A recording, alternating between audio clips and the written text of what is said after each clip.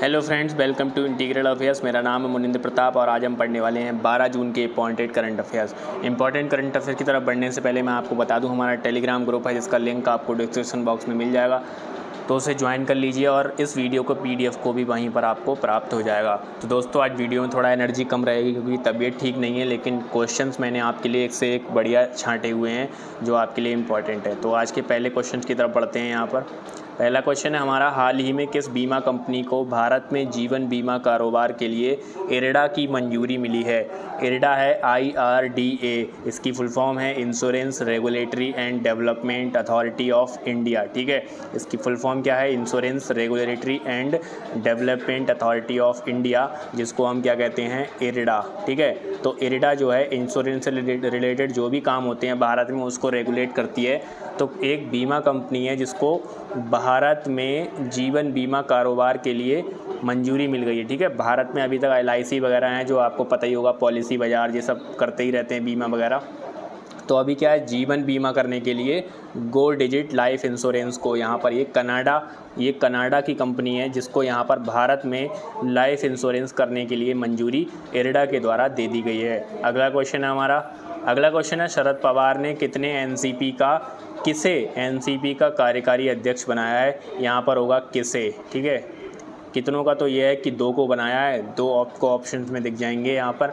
तो शरद पवार क्या हैं? एनसीपी पार्टी के अध्यक्ष हैं। इनकी एज काफ़ी ज़्यादा हो गई है, ये अभी ज़्यादा काम वगैरह कर नहीं सकते हैं, तो इन्होंने क्या है, एक वर्किंग प्रेसिडेंट बना दिया है लोगों को। किसे बनाया है? सुप्रिया सुले और प्रफुल्ल पटेल को। सुप्रिया सुले इनकी बेटी हैं, इन्होंने उन्हें कार्यकारी अध्यक्ष बनाया और साथ में प्रफुल्ल पटेल को भी बना दिया है, जिससे कि पार्टी की देखरेख करते रहें। अगला क्वेश्चन है किस टेक कंपनी ने AI पावर्ड बिंग चैट के लिए वॉइस चैट फीचर लॉन्च किया है? आपको पता होगा, हम लोग बोल कर टाइप करते हैं, तो बोलकर टाइप करने का ये फ़ीचर जो है ये AI पावर्ड मतलब AI से लैस एक एप्लीकेशन है माइक्रोसॉफ्ट का बिंग चैट। ठीक है, बिंग चैट इसमें पहले नहीं था, अभी क्या है, वॉइस चैट फीचर को लॉन्च कर दिया गया है।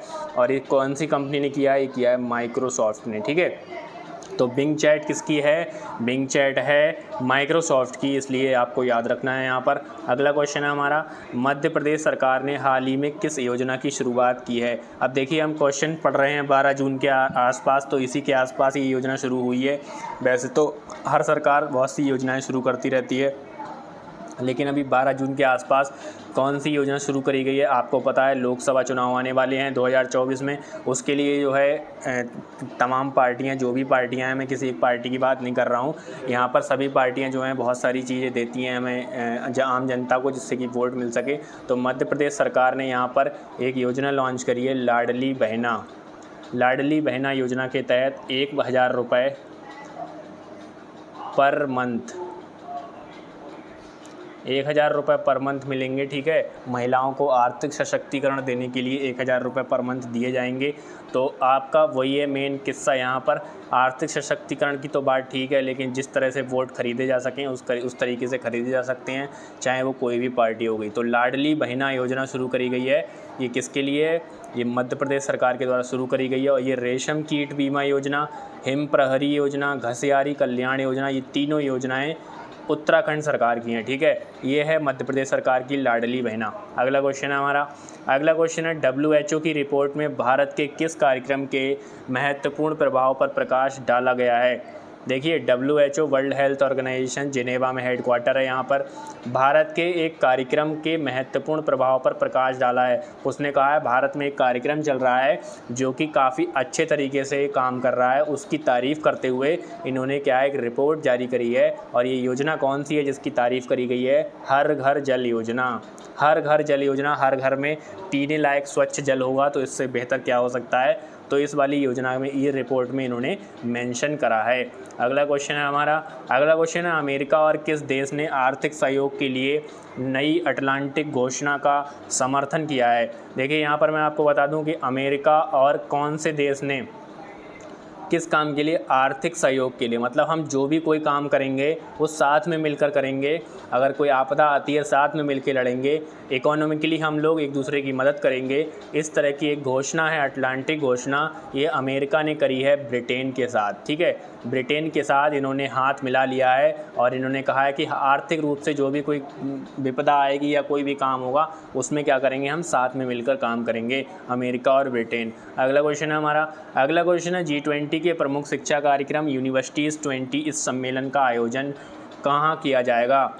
G20 की बहुत सारे कार्यक्रम होते रहते हैं, जलवायु परिवर्तन पे होता है, भ्रष्टाचार पे होता है, तो जगह जगह पर मीटिंग्स रखी जाती हैं।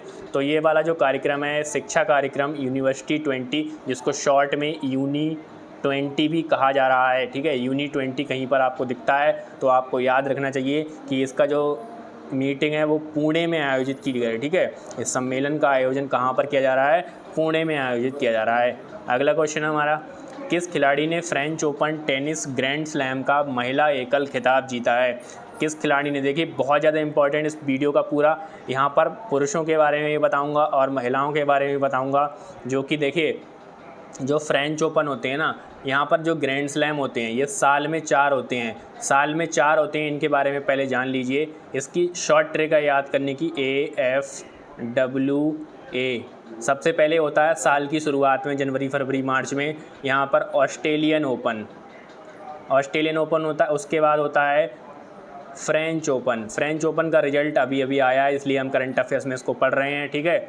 उसके बाद होता है विंबलडन, उसके बाद क्या होता है, विंबलडन होता है, और सबसे एंड में होता है, साल के एंड में होता है अमेरिकन ओपन, ठीक है। सबसे एंड में कौन सा होता है, अमेरिकन ओपन। तो ये चीज़ याद रखनी है आपको। 4 इस तरह के ग्रैंड स्लैम होते हैं, AFWA, अफवाह इसकी शॉर्ट फॉर्म है, Australian open, French open, Wimbledon और अमेरिकन ओपन। इसको याद करने की ट्रिक है।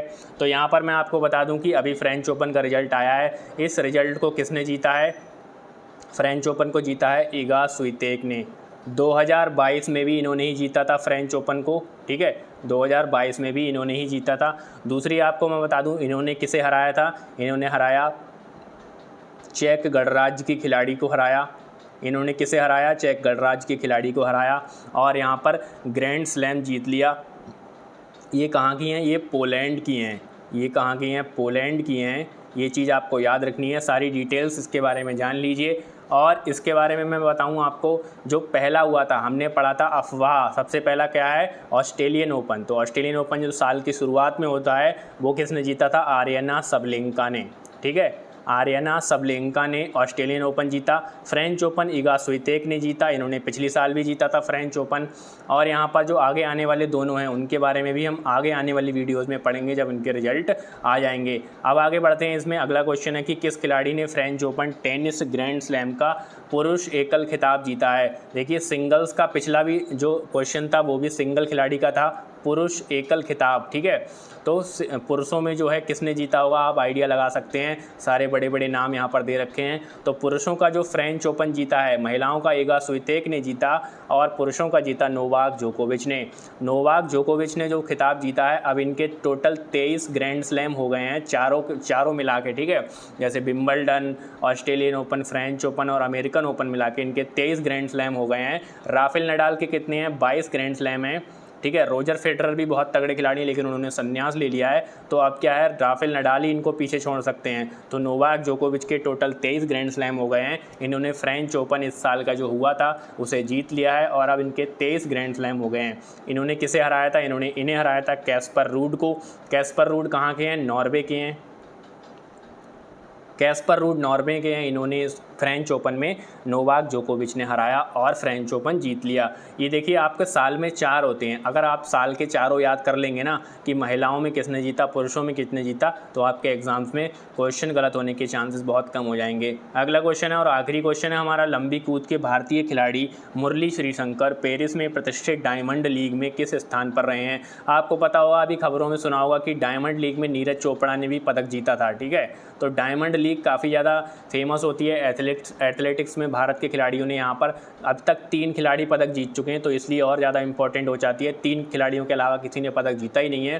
पहले थे विकास गौड़ा, दूसरे नीरज चोपड़ा और तीसरे मुरली श्रीशंकर। इन्होंने पेरिस में आयोजित होने वाली डायमंड लीग में ये तीसरे स्थान पर रहे और इन्होंने कांस्य पदक जीता।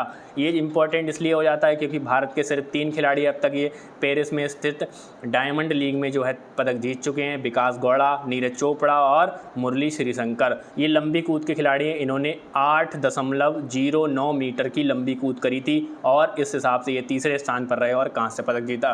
तो आज की इस वीडियो में एनर्जी थोड़ी कम दिखी होगी आपको। अगर आपको वीडियो पसंद आता है तो प्लीज़ वीडियो को लाइक कीजिए, चैनल को सब्सक्राइब कर लीजिए इसी तरह के डेली करंट अफेयर्स के लिए। Thank you.